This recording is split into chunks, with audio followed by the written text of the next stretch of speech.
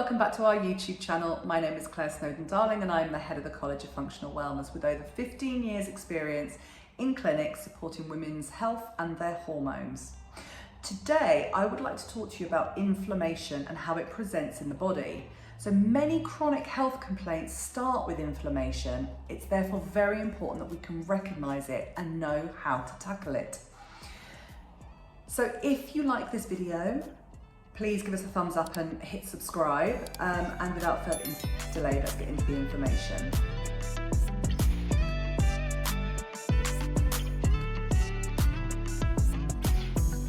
This information is super important because inflammation is a common underlying cause of major disease.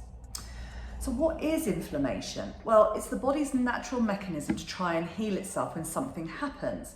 So on the outside of the body, this would look like swelling or redness, like if you've cut your finger and it gets all swollen and red.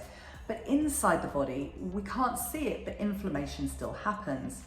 So there are two types of inflammation: acute and chronic. Acute inflammation is your body's response to sudden damage, such as cutting your finger, and the inflammation is when the immune cells are sent to the injured site to begin the healing process. Chronic inflammation is when your body is still sending these immune cells, but there doesn't seem to be an obvious injury. Now, this is behind things like autoimmune diseases such as rheumatoid arthritis and other conditions.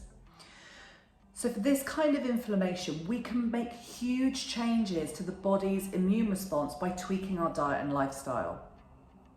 And some of the main keys to that are: 1, balancing your blood sugars. Making sure our blood sugars are balanced, which means that we're eating enough protein and fat throughout the day, means that anti-inflammatory hormones are produced.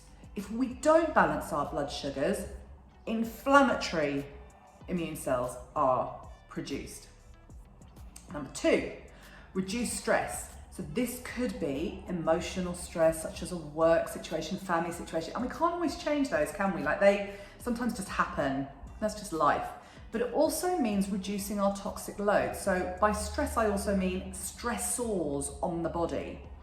So that would mean getting rid of our exposure to toxic chemicals, so things like our toiletries and our cleaning products. It would mean doing the right exercise at the right time of day for our body, drinking enough clean, pure water. Also, working on our negative thought processes. This will all reduce our stress hormones, which in turn reduces inflammation. Learn which foods... Number 3. Learn which foods you are intolerant to and then remove them from your diet. So food intolerance is actually one of the biggest offenders, in my personal opinion, for promoting inflammation. Because if we're eating something we're intolerant to 4 or 5 times a day, well, then we're going to have an inflammatory response. So it is one of the best ways of reducing inflammation is to cut out inflammatory foods. You might have to work with a specialized coach for that and people who understand that, but it is well worth seeking them out. And you can always look on our website to find some, because we've trained loads. Number 4, I don't know what's going on with my fingers. Heal your gut. The truth is, by doing points 1 to 3, you will be well on your way to this. But any kind of intestinal issue will cause huge amounts of inflammation in the body. And again, I would take recommendations from coaches. I would actually be going on the journey of looking if you suspect that you've got any kind of gut issues.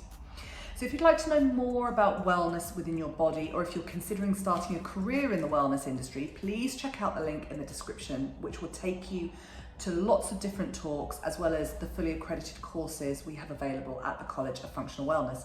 And if you enjoyed this video, please give it a thumbs up and subscribe. And I will be back next week with more information on how you can take charge of your health and help others to do the same.